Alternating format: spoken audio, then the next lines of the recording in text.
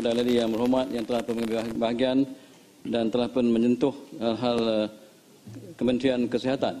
Antara perkara yang telah pun dibicarakan ialah tentang pencegahan, kawalan dan rawatan penyakit dan penyampaian perkhidmatan kesihatan tentang isu pembangunan dan naik taraf fasiliti kesihatan dan juga dasar-dasar dan polisi kesihatan. Tuan Betul, Yang Hormat daripada Tasik Gelugor, daripada Sabak Bernam, Kuala Kedah dan Bagan Serai telah memakirkan isu berkenaan dengan pengamalan diet, bersenam dan juga aktiviti fizikal yang ada kaitan dengan non-communicable disease ataupun penyakit yang tak berjangkit.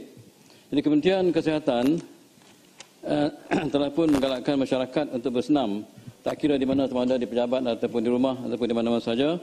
Dan contohnya seperti di Kementerian Kesihatan, kita dah ada gym yang dan kita menggalakkan kaki tangan kita gymnasium untuk bersenam masa selepas bekerja. Dan contoh lagi tentang minjam basikal. Kementerian juga ada memberi pinjaman basikal untuk kita kan berbasikal. Dan ini contoh ini telah pun diikuti oleh Perbadanan Putrajaya dan juga Kementerian Kesihatan. Dan aktiviti lain lagi adalah termasuk langkah 10,000 langkah. Ini tiap hari digalakkan kita berjalan 10,000 langkah. Ini adalah sebenarnya awareness campaign yang dijalankan dan hari ini nampaknya telah dituruti oleh berbagai pihak. Kemudian Kementerian Kesihatan juga mengadakan program Healthy Workplace for Healthy Workforce. Menggalakkan masyarakat membudayakan amalan hidup sihat khususnya di tempat kerja. Dan program ini adalah di bawah Sdn Unit Kesihatan Pekerja dan Alam Sekitar dan Unit Penyakit Tidak Berjangkit. Betul, usaha ini haruslah diikuti oleh jabatan-jabatan lain dan juga sektor swasta juga dilihat mempunyai program menggalakkan amalan cara hidup sihat menerusi penganjuran berbagai aktiviti kecergasan secara besar-besaran seperti Avon Walk, KFC Walk for Hunger, Nestle World Walking Day dan lain-lain.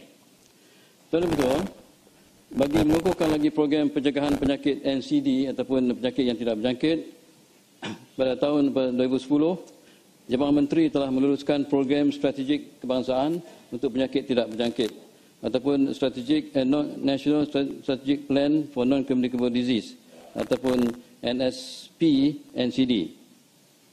Melalui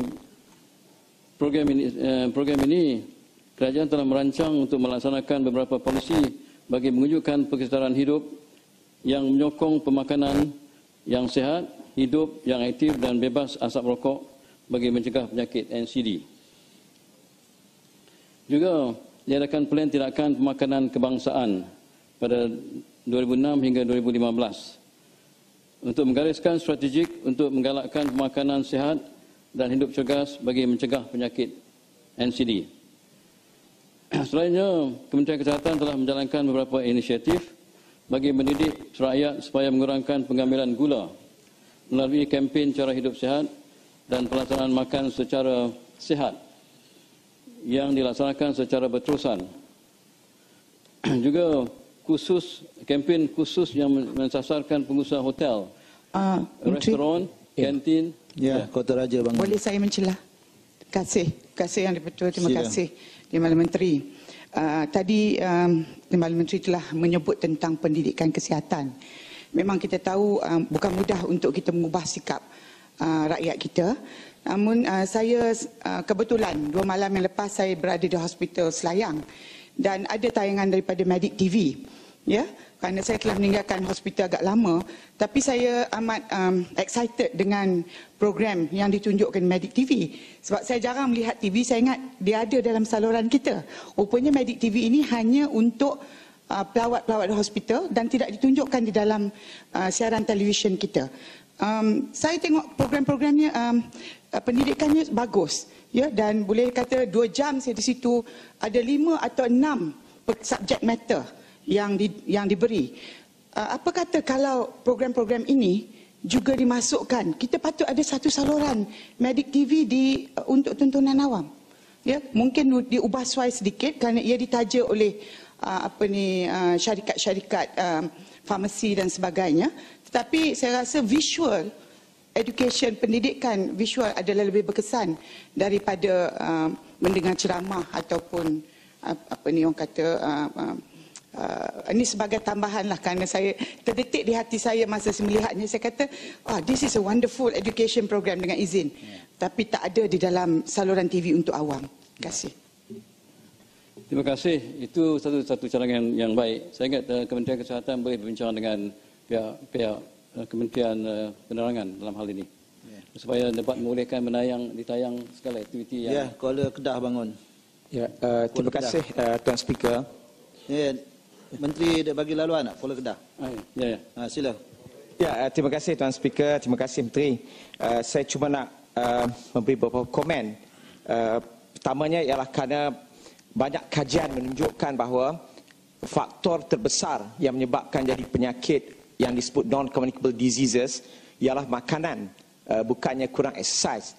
Dan ini terbukti daripada banyak kajian dan banyak contoh. Ini ada dalam ucapan Yang Berhormat Kuala Kedah. Saya ingat Yang Berhormat Menteri akan jawab ni. Saya sebut sikit lagi. Dan saya jelaskan. Jadi disebut bahawa kita memberikan penekanan pada pemakanan, itu satu yang baik.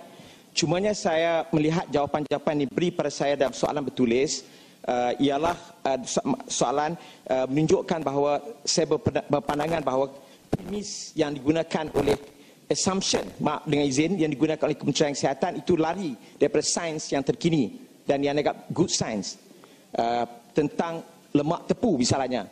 Diketahui sekarang bahawa lemak tepu yang baik itu menolong mencegah obesiti, diabetes dan lain-lain.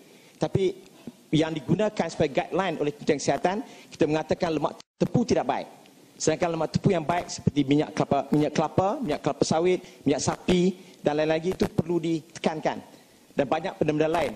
Saya rasa itu ada sedikit kekeliruan dan sedikit kekangan kerana guideline yang digunakan itu tidak berdasarkan sains terkini dan terbukti dengan berbagai kajian sains di seluruh dunia. Terima kasih. Ya. Terima kasih Hormat Kuala Kedah. Memanglah masalah kesihatan NCD ni, penyakit NCD dia terlibat semua sekali, bukan hanya makanan tetapi juga exercise dan aktiviti, berbagai-bagai cara hidup kita yang tak sihat. Ini semua kena kita address, bukan dekat makanan sahaja. Memang soalan tentang minyak tepu tu ada jawapan dia dalam soalan. Ingat besok kot. Kalang. Ya. Kemudian Tuan Dipertua, pihak Kementerian juga menggalakkan supaya penjelasan Bagan Serai. Penjelasan. Terima kasih Tuan Dipertua, terima kasih Yang Berhormat Menteri.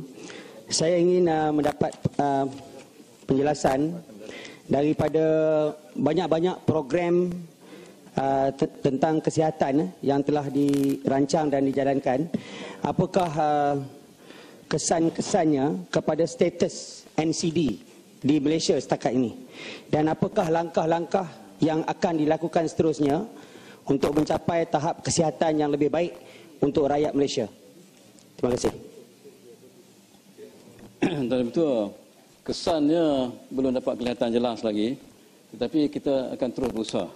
Kerana bila Malaysia, negara ni dah progress, dah meningkat maju, penduduk Malaysia ni dia makin lama dia makin malas, dia bekerja, dia cara hidup dia sedentary, tak mau bergerak, makan banyak, makan 6 kali satu hari.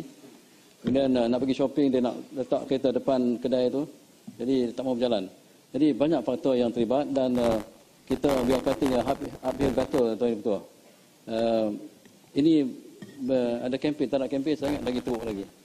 Dan memang kalau lihat obesiti, perangkaan obesiti, jumlah obesiti meningkat, double, jumlah kecil manis pun meningkat. Jadi belum nampak lagi